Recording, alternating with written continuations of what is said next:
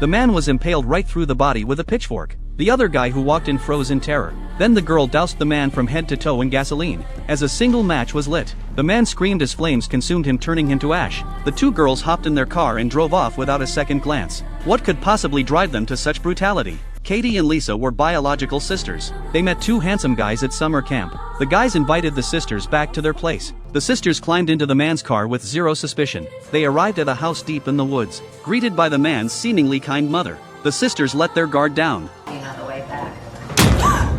but didn't realize drugs were slipped into their coffee. Their vision blurred fast. They knew they'd walked straight into a trap. They bolted for the door. You better get them before they make it to the highway.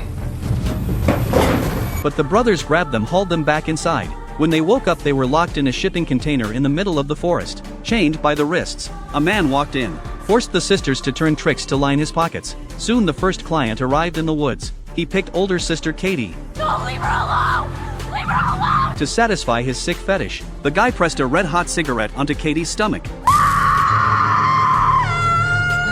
Katie's agonized screams left Lisa drowning in despair. Suddenly they spotted a cop. They ran straight to him for help. The officer aimed his gun at the brothers, but shocker, the cop was actually one of their regular customers. They begged George, "Don't hand us over to the police." George didn't flinch. Minutes later, the cop walked out of the container looking satisfied, leaving the sisters shattered. They were hooded again. When the hoods came off, a man wearing a pig mask stood before them. They screamed in pure terror. The man pointed at Katie. Katie was dragged into the container. Soon the man left. Lisa opened the container, found Katie inside, still wearing the mask, tears streaming down her face. To escape, the sisters played nice with the clients, made small talk, built false trust.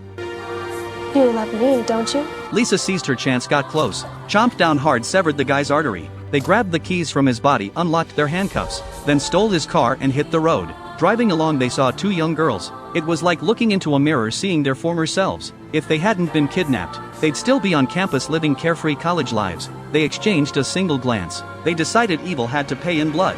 They pulled into a supermarket, loaded up on heavy-duty gear, axes, pliers, hammers, chains, bats, nails, grabbed a kitchen knife and a weed whacker too, then asked the store owner for gasoline, ready to start their revenge mission.